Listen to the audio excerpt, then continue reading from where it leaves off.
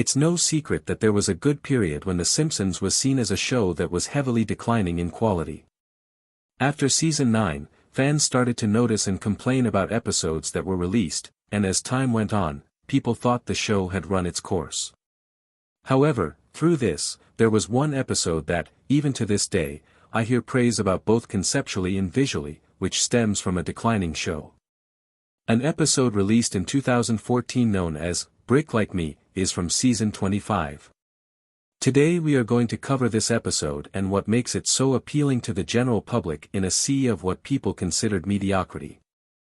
In its early seasons, The Simpsons was heavily known for challenging the status quo and not being afraid to make bold statements in a way that directly challenges our ideas, something that you can see in my video about Homer's enemy. So when this stopped happening as much, an episode started revolving around, what if X character was X, people started to complain and tune out. So when looking at IMDb scores of season 25 scores, mostly seeing an average of 6.5s. An episode with a 7.9 stands out, while not an extreme increase, it's enough of an increase to stand out to show that there's probably something to this episode, especially when it's the season's highest rated episode. Immediately, you notice the difference in art style, that this episode opens with everything being made out of Lego. As the episode goes on, it becomes clear that this isn't just for one scene or just the intro. It's easy to see why stylistically the episode stands out from any other episode not only in the season but in the series as a whole. Deciding to animate with Legos is honestly a charming idea that I wouldn't have expected to see.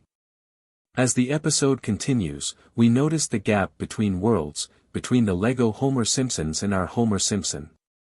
We see the real Homer Simpson realize that there's something he likes to do with his daughter, which he finds surprising and is excited about. The Lego Homer reveals this was a dream and that he's freaking out about the realistic dream he has. As the episode continues, he starts to see visions of his realistic self and this starts to freak him out. As he goes to the church, he begins to question the religion of the world and the idea of another world, where they all believe he's crazy until they see his realistic fingers.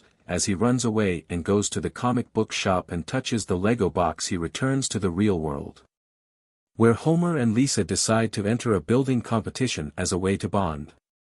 As Lisa's friend comes over, she's embarrassed by him, as she cuts her father off to see a movie. Astonished by this, Homer is distraught as he tells Marge. After Homer goes to the convention, a Lego statue falls on him, where he re-enters the Lego world. It's then revealed that the entire world is just his fantasy of spending time and playing with his daughter. Upon realizing that there are experiences that he'll never have, it makes him realize that he needs to go back. After Comic Book Guy's store is destroyed after revealing that he's the villain. Once he returns to the real world, it's revealed that Lisa came to the convention and Homer allows her to go to the movie because he can't stop her from growing up.